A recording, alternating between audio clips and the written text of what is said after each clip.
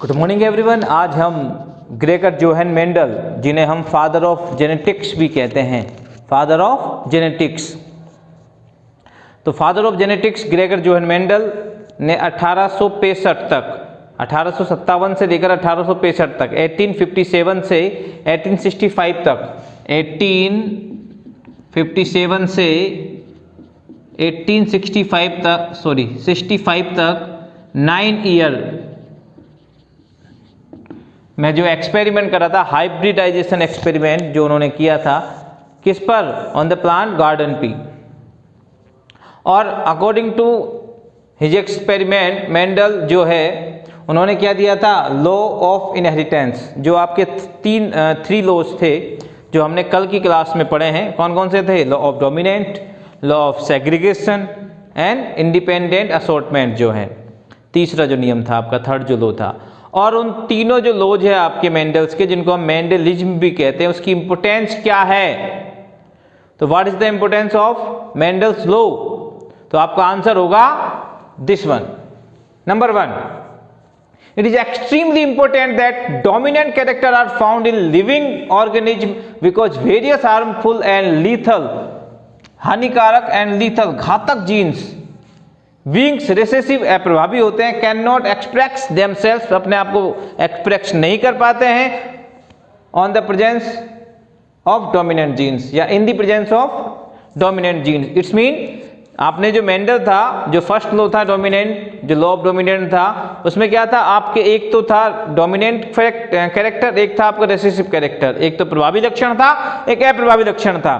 तो प्रभावी लक्षण यानी डोमिनेंट कैरेक्टर की प्रेजेंस में जो रेसेसिव था यानी अप्रभावी है, वो अपने आप को एक्सप्रेस नहीं कर पा रहा था। तो उसी प्रकार से बहुत सारे घातक जीन, इट्स मीन लीथल, और जो आपके हार्मफुल जो जीन होते हैं वो एक्सप्रेस नहीं हो पाते हैं।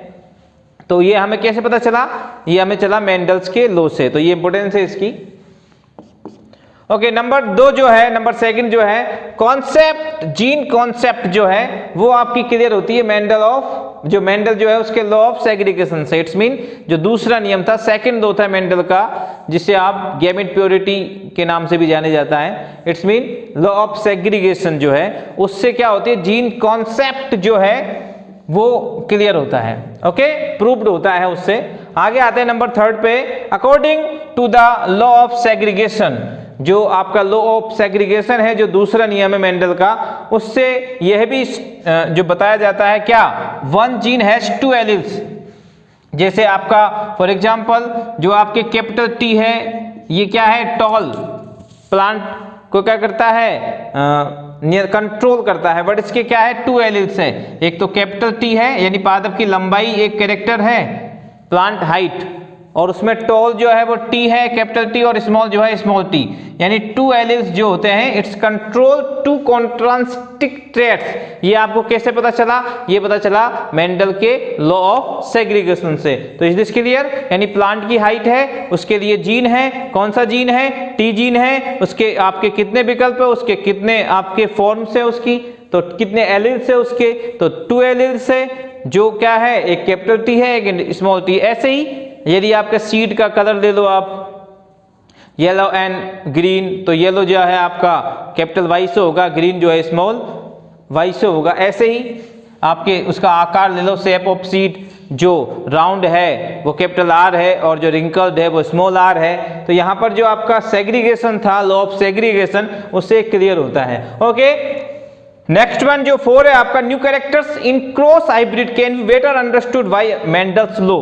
जो न्यू कैरेक्टर्स है, जो नए लक्षण हैं इन क्रॉस हाइब्रिड, जो आप क्रॉस हाइब्रिड कराते हैं तो उसमें जो नए कैरेक्टर जो रिप्रेजेंट होते हैं, जो एक्सप्रेस होते हैं, वो आप इजीली मेंडल्स लॉ से बहुत अच्छी तरह उसको अंडरस्टूड हो सकते हैं, समझ सकते हैं। तो ये भी एक इंपॉर्टेंस है किसकी? मेंडल्स के नियम की। लॉ ऑफ जो इनहेरिटेंस उन्होंने अपने हाइब्रिडाइजेशन जो उन्होंने एक्सपेरिमेंट करे थे 9 ईयर्स तक, फ्रॉम 1857 टू 1865 तक जो उन्होंने एक्सपेरिमेंट करे थे, और उसके अकॉर्डिंग उन्होंने जो लॉज दिए थे, उसका यह भी एक महत्वपूर्ण आपका बिंदु है, उसका ये भी एक महत्व है। नंबर 5 पर आते हैं। By the use of Mendel's law, यानी मेंडल के नियमों का उपयोग करके आप क्या कर सकते हैं, इम्प्रूवमेंट कर सकते हैं। प्लांट्स की जो वेराइटी है, प्लांट्स में जो किस्में हैं, अच्छी किस्मों वाले पादप उगा सकते हैं, अच्छी वेराइटी वाले प्लांट आप उगा सकते हैं। जो आपके डिजीज है, बहुत सारी डिजीज यानी रोग जो आपके पादपों में होते हैं, और जो आपके डिजिनफेक्टेंट है यानी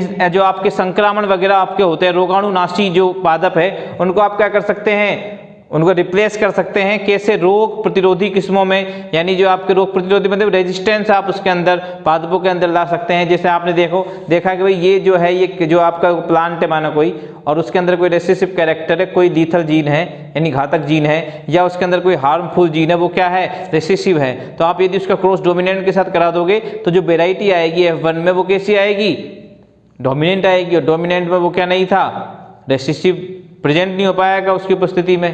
तो आपका जो रोग था, जो डिजीज थी, वो क्या हो जाएगी, डिसअपियर्ड हो जाएगी। और इट मीन आप अच्छी वेराइटी के प्लांट्स आप ले सकते हैं। और भी बहुत सारी चीज़ें पढ़ेंगे हम नेक्स्ट जो आपकी क्लास है, जो उसमें आपको अच्छी तरह बताएंगे कि किस प्रकार से आप इस तरह की जो रेजिस्टेंस जो वेराइटी है प्लांट्स की, वो कैसे आप डेवलप कर सकते हैं। Okay, is this clear? तो एक बार और देखें भाई, the use of Mendel's law, जो मेंडल्स है उसके नियम से हम क्या कर सकते हैं, disinfectant and improve variety of plants can be developed and obtained. देख भी सकते हैं और आप उसको विकसित भी कर सकते हैं, ऑब्टेन्ड कर सकते हैं। आप किस प्रकार से ये कर रहे हैं। आगे आए the branch of science which deals, ये एक ब्रांच है आपकी साइंस की, यूजेनिक्स। ये क्या करती है, जो ह्यूमन है ना, ह्यूमन, उसमें अच्छे अच्छे कैरेक्टर्स, वेल डेवलप्ड कैरेक्टर्स, जिससे आप क्या है, मानव जाति के बारे में जो स्पीसीज है उसमें आप ज़्यादा डेवलप कर पाए, तो उससे संबंधित जो एक आपकी जो ब्रांच है यूजेनिक्स, वो पूरी जो यूजेनिक्स से वो बेस्ड है किस पर, मेंडल्स लॉ ऑफ इनहेरिटेंस, यानी मेंडल के नियमों पर ही पूरी की पूरी जो आपकी यूजेनिक्स जो है वो क्या है, आधारित है। और यूजेनिक्स क्या है, ये which deals with the development of human beings, which deals with the development of human beings is called branch, जो कौन सी ब्रांच, जो which deals with development of human beings is called Eugenix. यानी आपकी डेफिनेशन भी हो गई किसकी, यूजेनिक्स की। और जो यूजेनिक्स है वो किस पर बेस्ड है, वो है मेंडल्स लॉ ऑफ इनहेरिटेंस। तो ये एक बहुत अच्छा इंपॉर्टेंस है, ठीक है ना, किसका, मेंडल्स लॉ का, बहुत अच्छा इंपॉर्टेंट। ये आपको बहुत अच्छी तरह याद रखना है कि यूजेनिक्स से वो किस पर बेस्ड है, वो मेंडल्स के लॉ पर बेस्ड है। और लास्ट, वह the process of crossing over. Crossing over क्या होता है, क्रॉसिंग ओवर मतलब जीन जो है वो एक जीन के कुछ जो पार्ट्स है, यानी डीएनए जो है आपका, अब ये क्या है, बहुत हायर में जाएंगे हम तब आपको समझ में आएगा, बड़ी क्लासों में आप जाएंगे तो आपको समझाएंगे। आपके क्या है, कैरेक्टर्स को आपको पता है कि उनको कंट्रोल कौन करता है, जीन करता है। ओके, और ये जीन कहाँ पर होते हैं, ये जीन होते हैं डीएनए में। तो जीन में क्या होते हैं, बहुत सारे और भी पार्ट होते हैं। तो एक पार्ट दूसरे पार्ट में क्या हो जाता है, क्रॉसिंग ओवर होता है। तो ये चीज़ है crossing over. By the process of crossing over useless traits, useless ऐसे कैरेक्टर्स, ट्रेट्स जो यूजलेस हैं, कैन बी रिमूव्ड, आप रिमूव कर सकते हैं। जैसे मैंने बताया ना, कोई डोमिनेंट और रेसेसिव क्रॉस करा दो, यूजलेस है उसका डोमिनेंट से आप क्रॉस करा दोगे तो रेसेसिव ऑटोमेटिकली क्या हो जाएगा, डिसअपियर हो जाएगा या रिप्रेजेंट ही नहीं हो पाएगा। While useful traits can be develop या can be brought in a specific generation, और आप एक अच्छा यूजफुल जो कैरेक्टर है वो आप उसके अंदर, उस जनरेशन के अंदर डेवलप भी कर सकते हैं। ओके, इसी के साथ ये जो आपका पॉइंट है, importance of Mendel's law of inheritance, आपका क्लियर होता है। यदि कोई समस्या, आपको कोई प्रॉब्लम, इस डाउट यदि इस क्लास में है, इस टॉपिक पे है, तो आप वीडियो को रिवाइज कीजिए। ओके, आई थिंक मैं बिल्कुल पूरी तरह से सोच सकता हूँ, समझ सकता हूँ कि यदि आपको कोई समस्या है तो आपकी वो सारी समस्याएं सॉल्व होगी। Okay, thank you.